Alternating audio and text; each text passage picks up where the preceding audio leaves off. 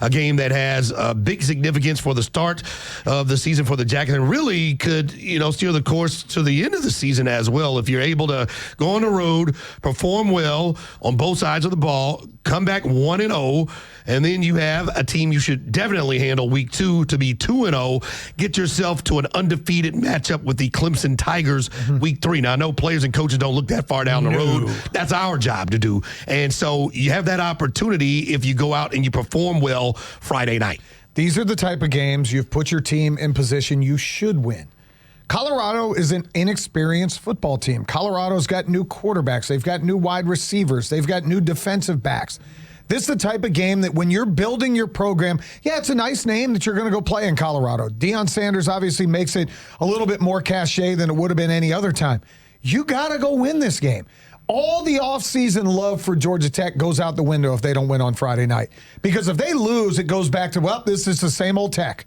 Hype, no substance. But you win, suddenly September 13th at noon at Bobby Dodd Stadium with Clemson, maybe as a top 3 team by that point, if they take care of business against LSU, becomes a must-watch game. It might be a college game day type game. Florida State was a bad team last year, but you didn't know that when you played them the first game. You could have lost it. You didn't. Miami came in. They looked like they were going to score 200 points against everybody, and they came to Atlanta, and they didn't. And then you got into a heavyweight bout with the Georgia Bulldogs. You didn't win that game, but you did learn that every single play matters, as you had 8 chances to beat the Georgia Bulldogs, and you went toe for toe with one of the better recruited programs in all of college football. So you take all of that into this year. It would be nice if it doesn't matter what the score is, but it would be nice if you go up and put up 38 or 40 to show people you mean some business. I'll say all that, but guess what? You finished the season 0-2 last year. The Georgia game, obviously a wild one. You lost your bowl game to Vanderbilt in Birmingham. It's time to reverse that trend. It's fascinating, this game, because you really don't know what Colorado is all about. Right. Because there's so many changes to that offense and defense, and they can make some adjustments and flip the script on you, and you don't know what you're getting into. So it's going to take probably a quarter of football action to figure out what they're doing for Buster Faulkner and the defensive coordinator for Georgia Tech, whereas Colorado knows what they're dealing with Haynes King in that offense for the most part. So they can study Haynes King and see what he does well and understand how they're going to try to stop him. They got to worry about his running ability, and then they've seen what they've done in the past. So it'll be fascinating to see how this first quarter rolls and then what kind of adjustments they make throughout the game. It did feel like, though, we left hearing from Brent Key that this team knows who they are, that they know what they have as far as expectations, to your point, John, with some of those games that they were in.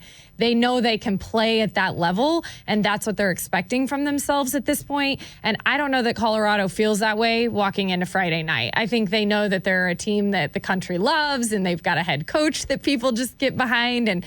But I don't know, as far as confidence goes, if we're basing it off that, I mean, you would think Georgia Tech has a huge edge in this game, believing in who they are and what they did a year ago, and needing to take that next step forward begins in that very first game. They have a chance to set the tone for the rest of the season.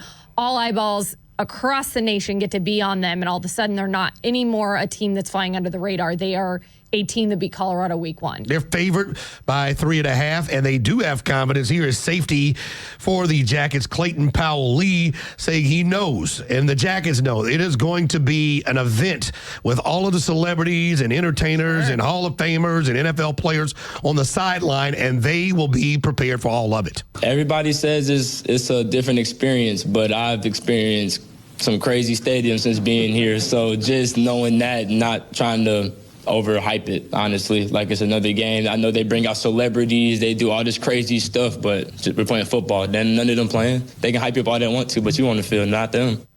Brilliant. It's good.